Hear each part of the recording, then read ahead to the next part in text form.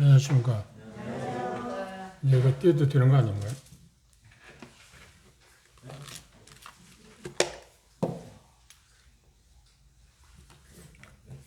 데살로니가전서 2장 보겠습니다.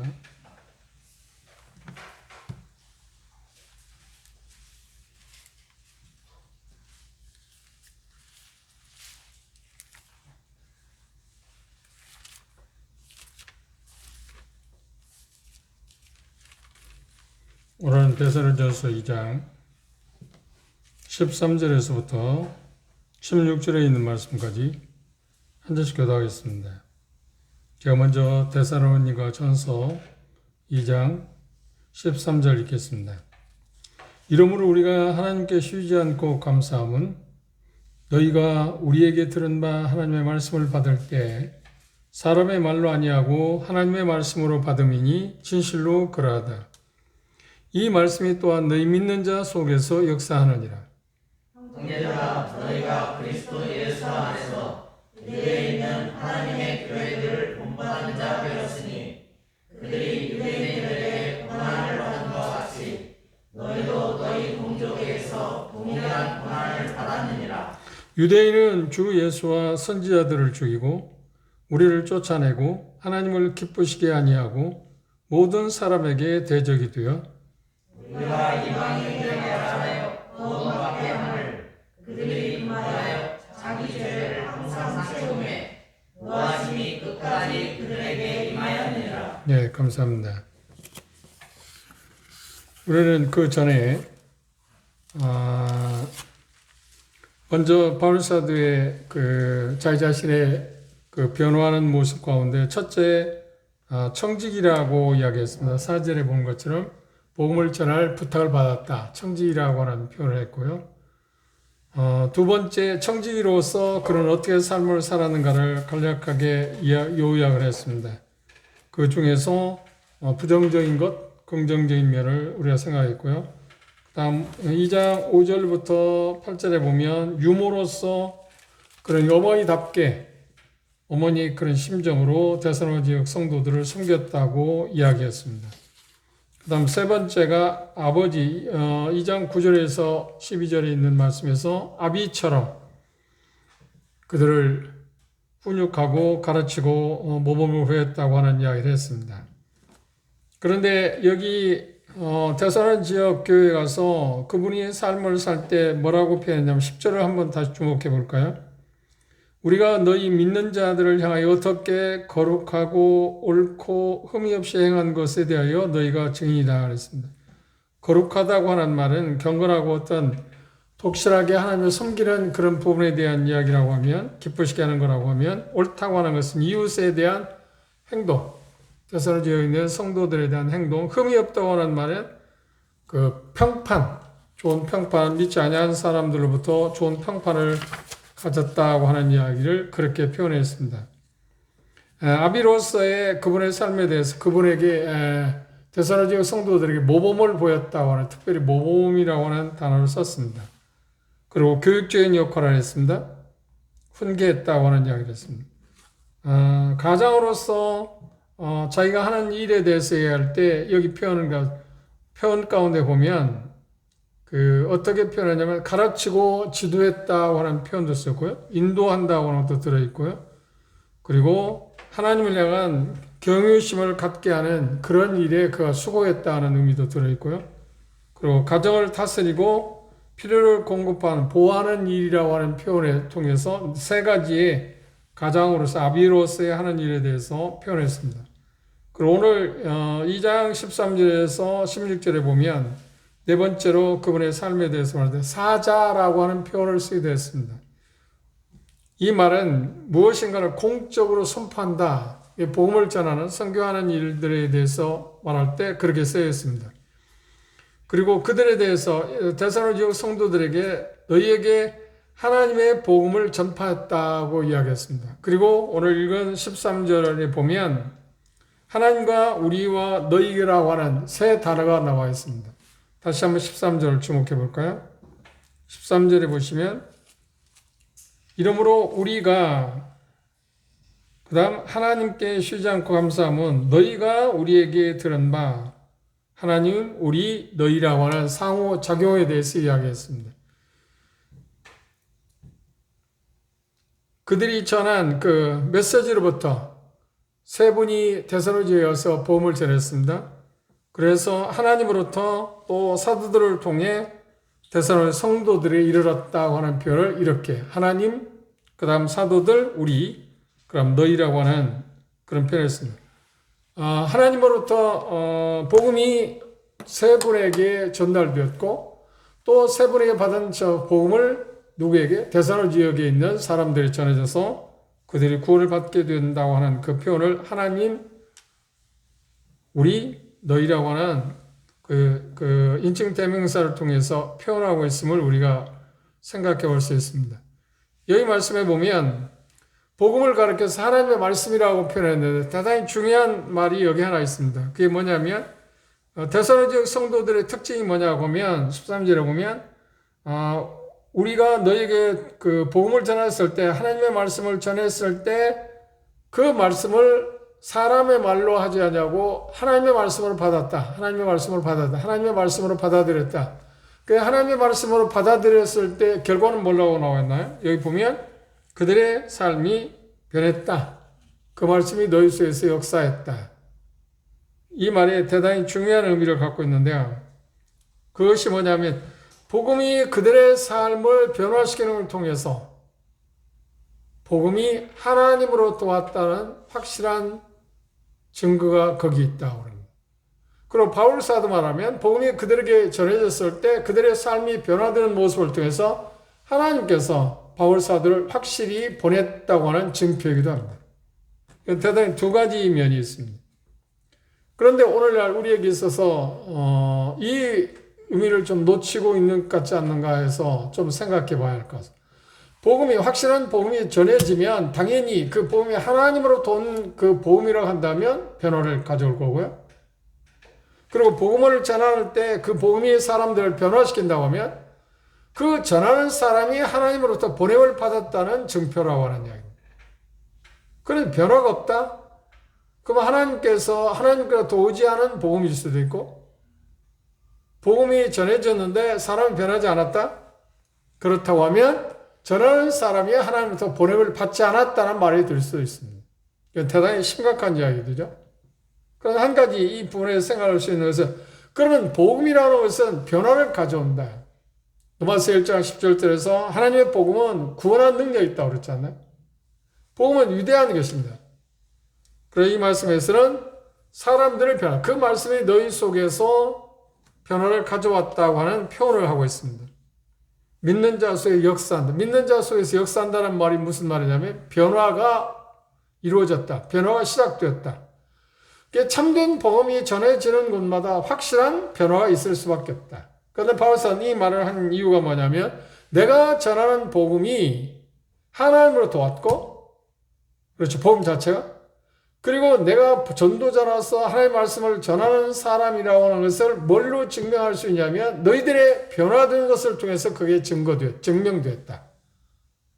그보다 확실한 게 어디 있나요? 그 누구도 반박할 수가 없지 않나요? 왜냐하면 왜 이 이야기를 바울사도는 지금 데살로니가 지역 성도들에게 보냈느냐면 서신을 통해서 그들은 거짓 교사들에 의해서 그가 하나님의 복음을 전한 사람이 아니라든지 그렇죠? 또 하나는 그가 하나님으로부터 보냄을 받은 사람 아니라고 하는 그런 공격을 받았습니다. 그래서 그 공격에 대해서 확실한 반박은 무엇인가요? 너희들이 변화된 것을 보니까 내가 전한 복음은 하나님으로부터 왔고 또한 내가 전한 복음이 너희들의 삶에 변화를 가져온 걸 보니까 내가 하나님을 보내받았다는 확실한 증거. 그렇죠. 그보다 확실한 게 없잖아요. 어떻게 그걸 반박할 수 있겠습니까? 그 부분에 대해서 지금 바울 사도는 이야기하고 있습니다. 우리는 이 부분을 생각하면서 우리가 전한 복음이 그렇게 위력이 있는가? 내가 전한 복음이 그러니까 그 복음이 확실한 그 변화가 이루어지지 않는다고 하면 하나님으로부터 온 것이 아니라고 하는 것이 되고 내가 하나님으로부터 보냄을 받지 않았다는 것이 되기 때문에 우리는 복음 전하는 일에 있어서 조금 더 심각하게 받아들여야 할 필요가 있다고 생각합니다. 그러면 이렇게 이야기할 수 있어요. 복음을 전하면 어떤 사람이든 변화가 일어난다는 말이에요. 그 말은 말하는 것은 아닙니다. 복음이 확실하게 전해지면 변화는 확실히 일어납니다. 그러나 누구에게나 변화, 다시 말하면 누구에게나 구원받는 일이 있다는 말하고는 좀 다른 말입니다. 그렇죠? 복음에는 이런 구원하는 능력이 있다. 그래서 하나님으로부터 전해지는 복음이란다면 하나님으로부터 온 복음이라거나 하나님으로부터 보냄을 받은 사람이 복음을 전하게 되면 반드시 어떤 일이 있어야 한다고요? 변화가 있어야 한다. 변화가 있어요. 그 사람이 복음이 하나님으로부터 온 것인지 그가 복음을 전할 때 그가 하나님으로부터 보냄을 받은 사람인지 하는 것에 확실한 시금성은 뭐냐면 변화가 있느냐 하는 것입니다. 변화가 있느냐 하는 겁니다. 이 변화가 없다고 하면 이건 심각한 문제입니다. 바울은 그 부분에 대해서 우리에게 엄숙하게 지금 이야기를 하고 있습니다. 그런데 이 부분에 대해서 우리는 좀 간과한 그런 부분이 없지 않는가 그렇게 생각합니다. 14절에 보면 14절 앞에 보면 형제들아 너희가 그리스도 예수 안에서 유대에 있는 하나님의 교회들을 본받은 자 되었으니 이 말하면 복음의 어떤 효력입니다.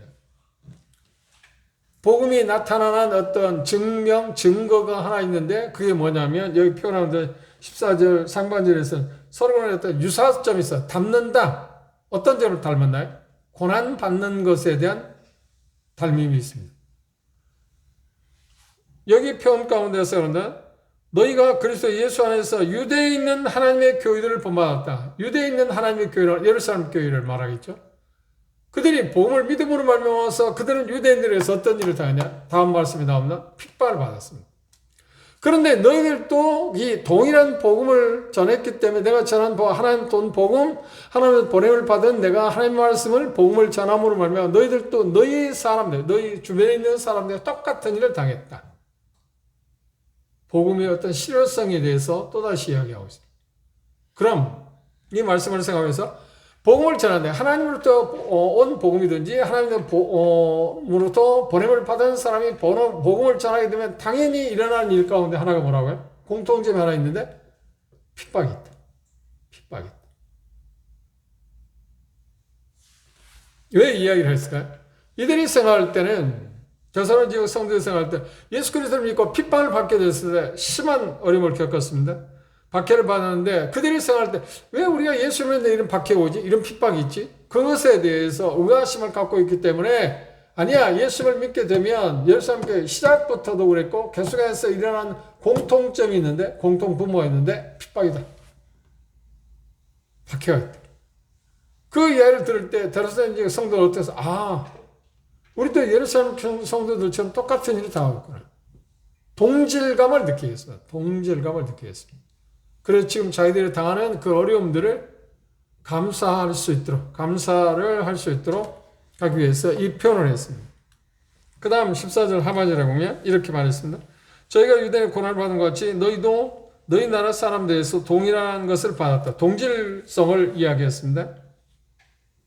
복음의 효력이 핍박에 있어서도 동일했다. 사도행 17장, 18장에 보면 데살로니가 지역에 복음을 전하왔을 때 핍박이 있었죠. 거기서 어디로 저녁에 피난을 시켰나요? 베르야에 갔습니다. 베르야에서도 핍박을 당했습니다. 베르야에서 아덴에 갔습니다. 그런데 계속해서 유대인들은 바울 사도를 따라다니면서 쫓아다니면서 핍박을 가했습니다.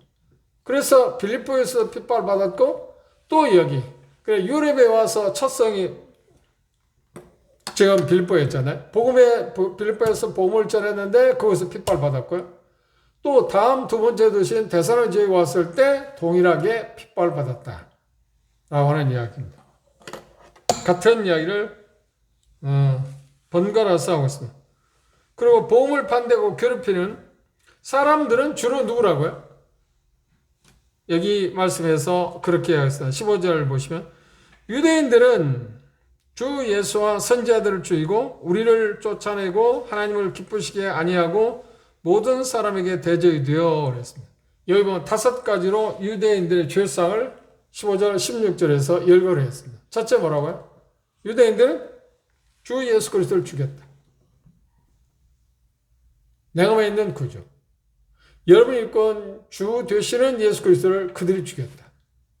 유대인. 두 번째, 유대인들을 지금 조상을 들은 그들은 선지자도 죽였다. 그 다음 세 번째 뭐냐? 그들은 우리를 쫓아냈다. 사도들을 선지자들과 대등한 입장에서 표현을 했습니다.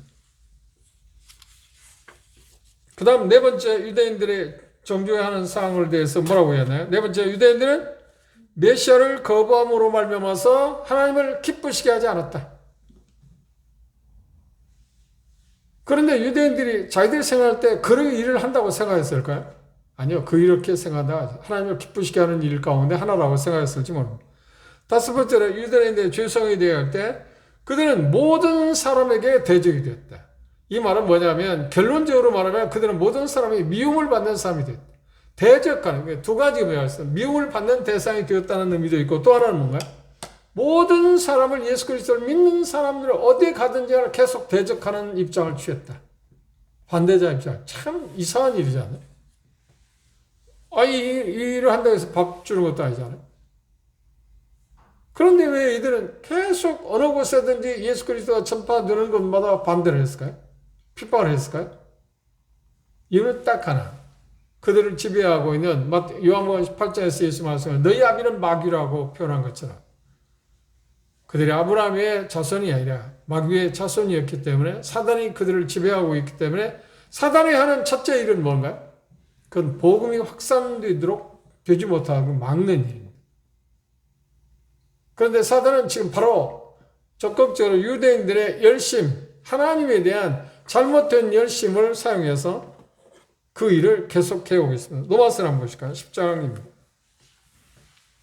유대인들의 특성을 이렇게 표현했습니다.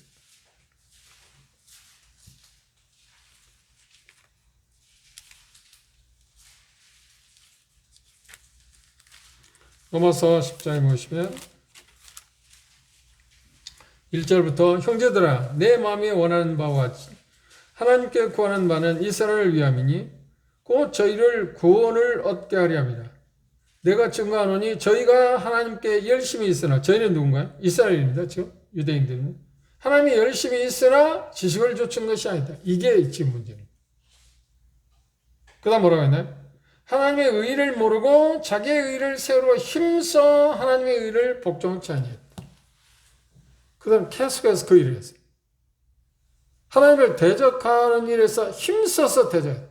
그런데 그들이 하나님을 대적한다고 생각한 게 아니고 예수 그리스도를 대적하는 것은 하나님을 섬기는 거라 생각했다는 겁니다. 이게 무서운 일이에요. 종교의 가장 무서운 점이 그런 겁니다. 그들은 이것이 하나님을 섬기는, 왜? 예수 그리스도는 나사렛 이단이라고 그들이 정죄를 했기 때문에. 신성 모독을 했다고 그래서 십자가에 내어주지 않았냐? 그렇기 때문에 예수 그리스도를 믿는 것 자체는 하나님에게 있어서, 하나님을 섬기는 그들에 있어서 이단적인 사람이다. 그러니까 열성적으로 반대. 이유를 뭐라 했냐? 지식이 없다. 옳은 지식. 성경에 대한 올바른 지식이 없었기 때문에 그렇다는 겁니다. 알에 대한 잘못된 알을 가지면 거짓 가르침을 받게 되면 이런 상상할 수 없는 일을 자연스럽게. 근데 예수님께서 지금 복음서에 그런 표현을 했습니다. 그들이 나를 핍박하고 너희들 핍박할 때 이유가 뭐냐면 아버지를 알지 못하기 때문이다. 그리고 그들은 더 핍박을 하는 이유가 뭐냐? 그것이 하나님을 섬기는 거라 생각할 거다. 참 무서운 일이죠. 종교의 가장 문제가 바로 여기에 있습니다. 유대교의 가장 큰 문제점이 여기에 있습니다. 그런데 그러면 그들의 결과는 뭐였다? 유대인들이 이렇게 5가지 그들의 죄상에 대해서 이야기하고 그들의 결과에 대해서 표현했습니다. 첫째 뭐라고 그러나요? 유대인들은 자기 죄를 항상 채우고 있다. 계속해서 축적하고 있다. 언제까지? 터질 때까지. 계속 채우고 있다. 그들은 그 죄악을 채운다고 생각하지 않았습니다. 두 번째, 그들은 죄의 양을 채울 때까지, 다시 말하면 하나님의 심판이 임할 때까지 그 일을 할 거다. 그러면 유대인들 전부 다 그런다는 말입니까? 아니죠. 몇몇 사람들이 있었지 않나요? 우리가 잘 알고 있는 초기 예루살렘 교회는 분포가 누구였나요? 대다수 유대인들이 있지 않나요? 그들 가운데 소수는 믿음을 가졌고 대다수는 어떻다는 거예요? 대다수는 그 일을 했다는 겁니다. 다 민족적인 건 아닙니다. 그걸 우리가 놓쳐서는 안 될 것입니다. 그런데 그들에게 뭐가 임했다고요? 여기 말씀해 보면 심판이 어떻게 표현했나요? 우리가 이방인에게 말하여 구원 얻게 함을 저희가 금하여 자기 죄를 항상 채움에 노하심이 끝까지 저기 임하였느니라. 그 중에 두드러진 것이 역사적으로 몇 가지 있었습니다. 지금 이 서신을 쓸 때 그들에게 유대인들에게 온 심판이 있었다면 어떤 것이 있었냐면 몇 가지 역사적인 사건이 있었는데 49년인데 유대인들은 대학살을 당한 일이 있습니다. 수많은 사람이 죽음을 당했습니다. 그런가 하면 45년에서 47년 동안에 그 사도행전 우리가 11장에서 기근으로 말미암아서 예루살렘 교회가 어려웠기 때문에 안디옥 성도들이 구제헌금을 보낸 일 있지 않아요? 그건 예루살렘 교회에 보낸 거고 예루살렘에 유대인들이 그때 흉년으로 말미암아서 엄청난 어려움을 겪었습니다. 그리고 우리가 알고 있는 것처럼 이 서신이 쓰여진 이후에 AD 70년에 유대인들은 멸망을 당했고요. 그리고 계속해서 그들은 심판을 받게 될 거예요. 그리고 결과는 어떨까요? 궁극적으로는 그들이 멸망을 받게 될 거라는 거예요. 그런데 어떤 사람들, 유대인들 중에서 믿지 아니한 사람, 그리고 환난 기간 동안에 그들은 대다수가 믿음을 갖게 될 거라고 이야기하고 되어 있습니다. 그 점을 우리가 그 차이점을 기억하셔야 됩니다. 결과적으로 보면 여기 마침내 하나님의 진노가 마침내 그들의 머리 위에 임하고 있다. 이 하나님의 진노를 그들의 머리 위에 계속 쌓고 쌓아가고 있다. 그런데 그들은 그걸 아나요? 아니야, 전혀 알지 못했어요. 왜요? 그것이 하나님을 섬기는 거라고 생각했기 때문에. 이 무지처럼 뭐 나쁜 게 없습니다.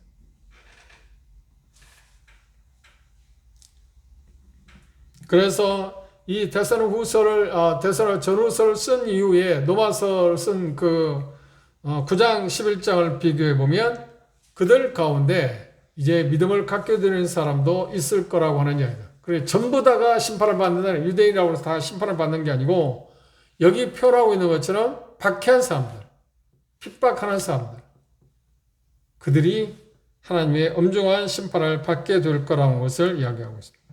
로마서 9장에 보면 남은 자들은 어떤 남은 자라는 표현이 뭐냐면 믿음을 고백한 믿는 사람들, 그들 가운데 많은 유대인들이 구원을 받게 될 거라고 이야기했습니다. 그 후의 이야기입니다. 역사 이후의 이야기인데 여기 보면 유대인들이 그러니까 불신자 어떤 핍박자 그들은 개인 각인에게 임하는 하나님의 무서운 진노가 그들에게 다시 말하면 민족적으로 대다수가 믿지 않고 그 일을 하기 때문에 민족적으로 임하게 될 거라고 하는 것. 그러나 그 중에서도 믿음을 갖게 되는 사람이 있을 거라고 하는 것. 그것은 하나님께서 그들의 은혜를 베푸셨다고 하는 것을 이야기할 수 있습니다. 그러니까 심판은 모든 유대인들이 받는 게 아니라 믿지 않는 유대인들. 그리스도를 거부하고 복음을 반대한 사람들에 한해서 하나님의 진노가 그들에게 임할 거라고 하는 것, 그걸 우리가 꼭 빠뜨려서는 안 됩니다. 유대인들은 민족적으로 거부를 당했습니다. 마태복음 21장을 한번 보시면 비유 가운데 그런 비유를 하신 일이 있습니다.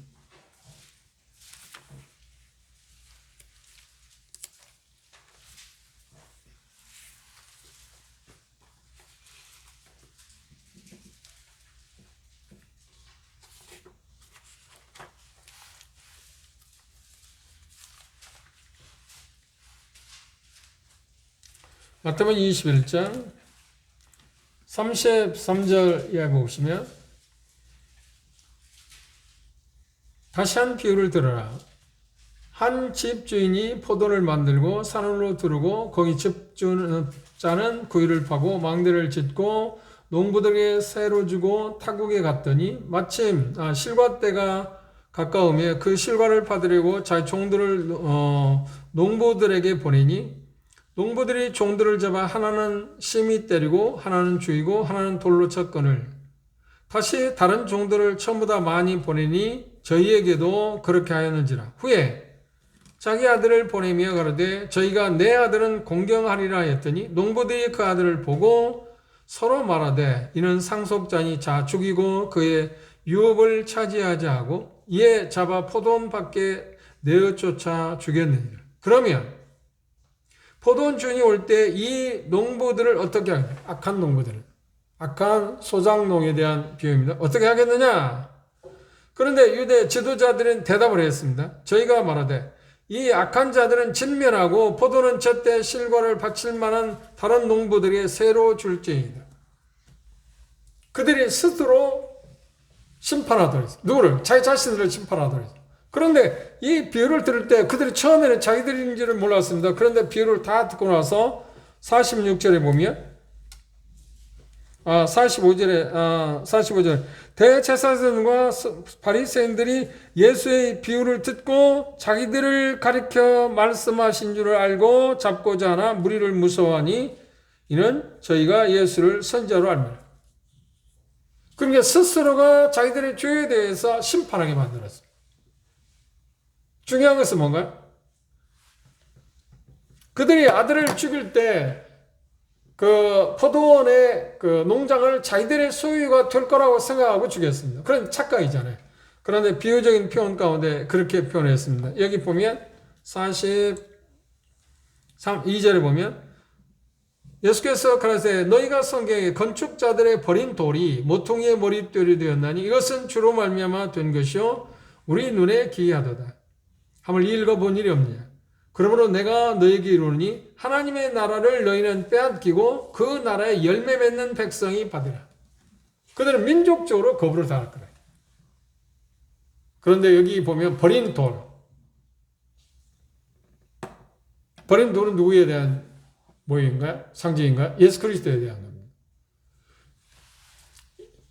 그들이 생각할 때 악한 소작놀이 생각할 때 아들을 죽이면 그 포도원 농장을 자기들이 차지할 수 있을 거라고 유업을 자기들 것으로 만들 거라고 생각했지만 결국은 어떻게 했나요? 그들은 진멸당할 거고 그 포도원은 누구에게 넘겨질 거예요? 그들이 스스로 심판한 것처럼 열매 맺는 사람이 넘겨질 것입니다. 그래서 꼭 그렇게 말할 수 없을지는 먼저 이방인에게 기회가 돌아왔습니다. 그리고 전체적인 역사를 본다고 하면 그러나 그들이 예수 그리스도께서 오실 때 회개하고 그들 가운데 대다수가 많은 유대인들이 믿음을 갖게 될 거라고 이야기하고 되어 있습니다. 말씀하고 되어 있습니다.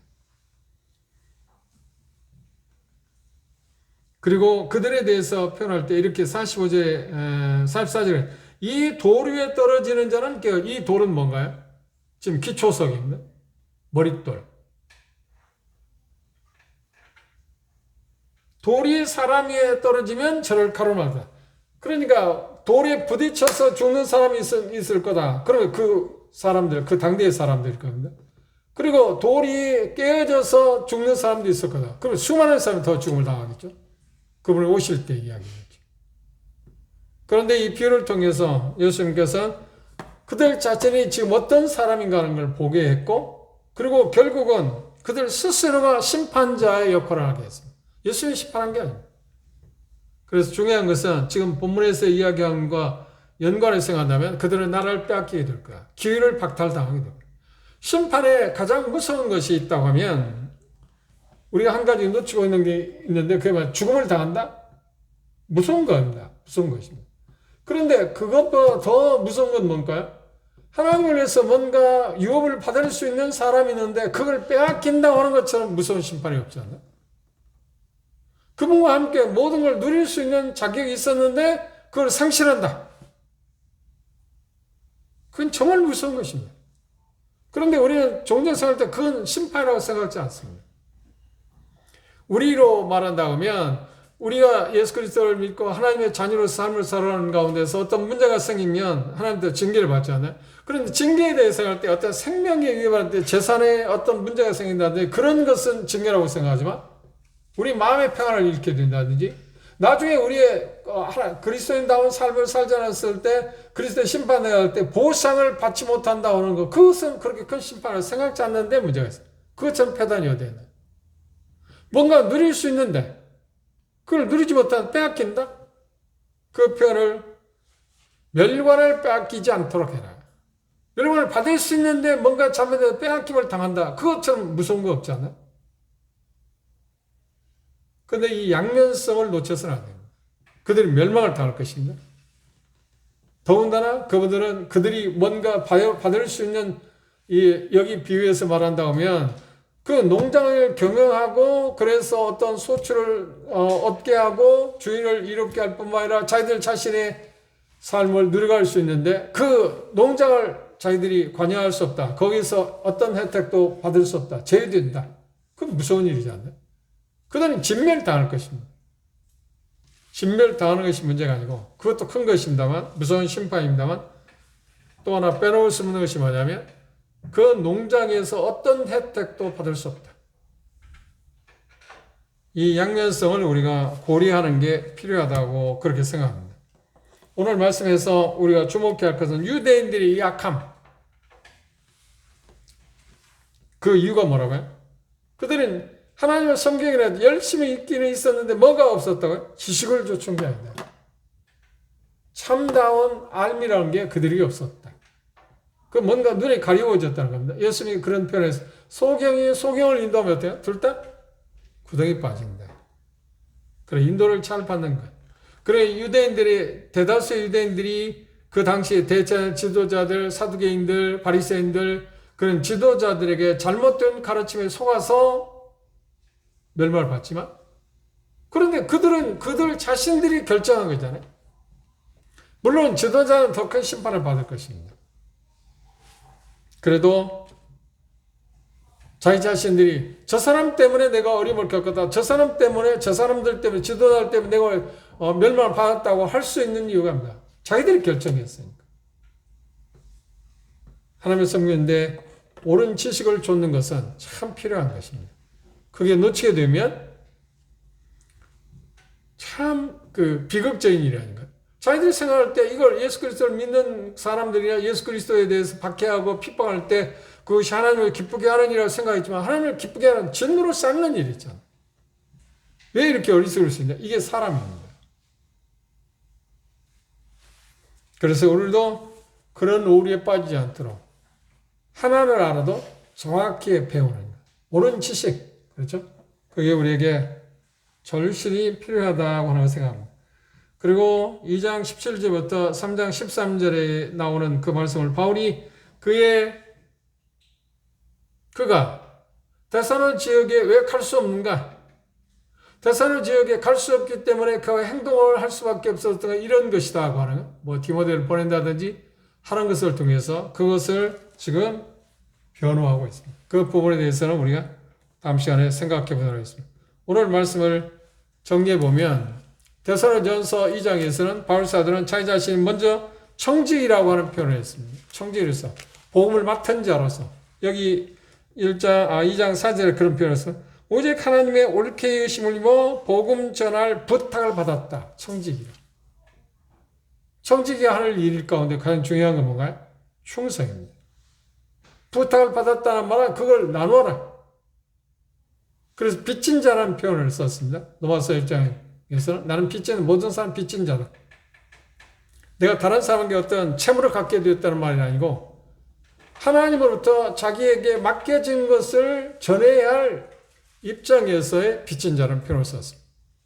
그런데 그걸 전하지 않으면 어떻게 할 거라고요? 맡겨진 바를 제대로 청지기에 옳은 삶을 살지 않을 때 어떤 문제가 올 거라고요? 화가 있다고 고린도전서에 했어요.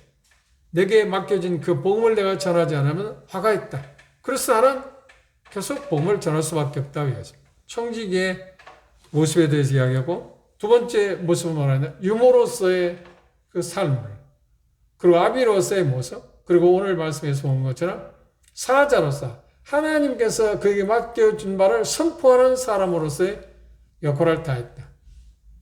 그리고 유대인들의 관계 데살로니가 성도들을 위로하고 격려하기 위해서 여러분들은 예루살렘 교회 성도가 똑같은 일을 다 하고 있다.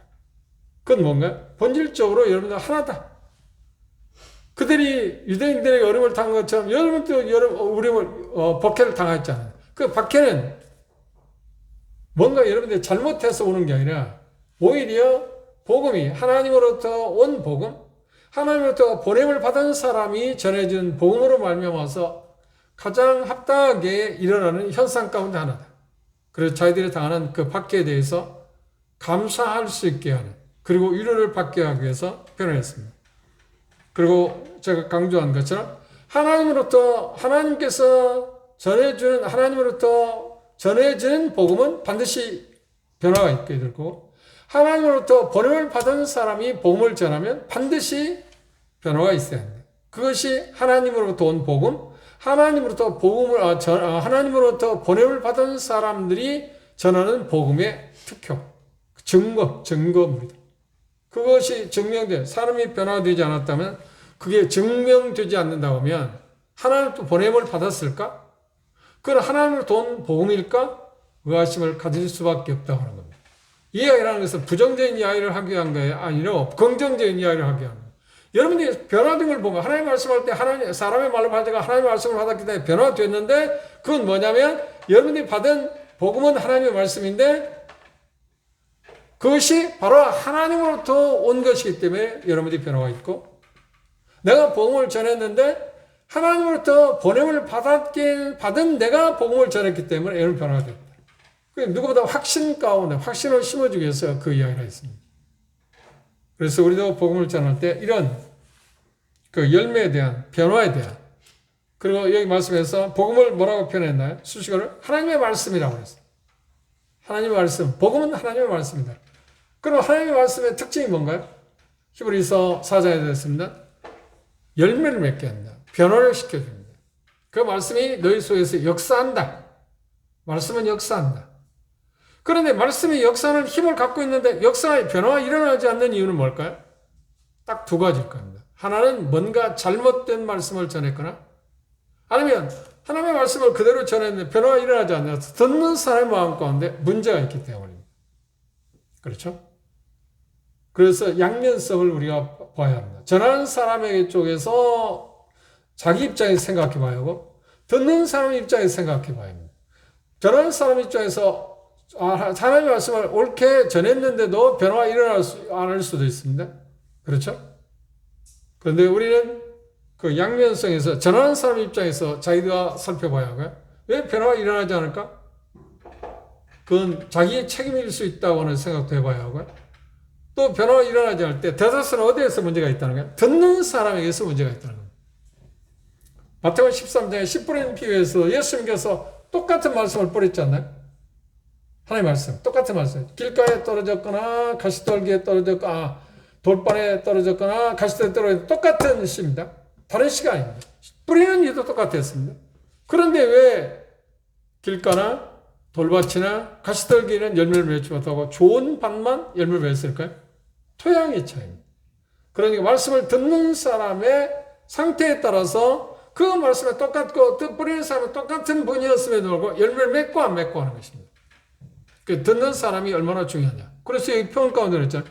너희 하나님의 말씀을 받을 때 내 말로 받지 않았다. 사람 말로 받지 않았다. 하나님의 말씀으로 받았다. 그래서 그 말씀이 여러분 마음껏 역사합니다. 그러면 이 말씀에서 우리가 찾아낼 수 있는 건 하나님의 말씀이 전해지면 반드시 뭐가 있다고요? 변화가 있다. 그 변화의 차이는 있을 수 있습니다. 그리고 변화의 속도는 느리거나 즉흥적으로 일어날 수도 있습니다. 그러나 대다수는 점진적으로 일어날 수 있습니다. 그러나 분명한 것은 하나님의 말씀은 변화가 있다. 하나님의 말씀을 받으면 변화가 있다. 그래서 종종 예수님께서 복음을 전할 때도, 메시지를 전할 때도 그런 표현에서 들을 귀 있는 자는 들으라. 요한계시록도 아시아 7교회에 대한 심판을 명할 때도 그렇게 표현했어요. 들을 귀 있는 자는, 귀가 없다는 말인가? 그리고 듣는 것을 조심하라. 듣는 사람이 얼만큼 중요하냐 하는 것에 대해서 표현을 했습니다. 하나님의 말씀은 능력이 있습니다. 틀림이 있는데도 불구하고 어떤 사람에서 열매가 변화가 일어나지 않을 수 있는 이유는 뭐냐면 그들의 마음이 완악하기 때문에, 뭔가 하나님의 말씀을 받으려고 하지 않기 때문에, 그것을 다른 표현을 한다면 들으려고 하지 않나거나 보려고 하지 않기 때문에 예수님께서 말씀하셨을 때 그 말씀의 혜택이 그들에게는 미치지 못했다. 어떤 빛으로 드러나지 못했다. 볼 수 없게 됐다. 깨닫지 못하게 됐다. 심지어 무슨 표현을 이사야는 그 표현을 뭐라고 하냐면 그들이 하나님께 돌아서 죄사함을 받지 못하게 된다. 결과론이죠. 결과론. 그 말씀에 문제가 있다는 말이에요. 듣는 사람이 자기들이 믿음으로 받아들이게 되면 변화가 있는데 그렇지 못할 때 그렇지 못할 때. 그래서 우리는 하나님의 말씀을 개인적으로 접할 때도 마찬가지고 메시지를 통해서 접할 때든지 어떤 여러 가지 방법을 통해 수단을 통해서 우리 하나님의 말씀을 들을 때 조심해야 할 게 그것입니다. 받아들이려고 하는 믿으려고 하는 믿음을 갖고 듣게 되면 받아들이면 열매를 맺지만 그렇지 않으면 열매를 맺지 못한다. 그런 점에서 우리는 한번 우리를 자신을 살펴보고 싶다. 우리 하나님의 말씀을 듣게 될 때 나는 변화가 있는가? 그렇지 못하다면 우리는 그렇지 못한 부분이 어디에서 왔는가도 살펴봐야 하고 그리고 그걸 회개하고 돌이키는 마음이 필요할 것입니다. 기도 한번 마치겠습니다.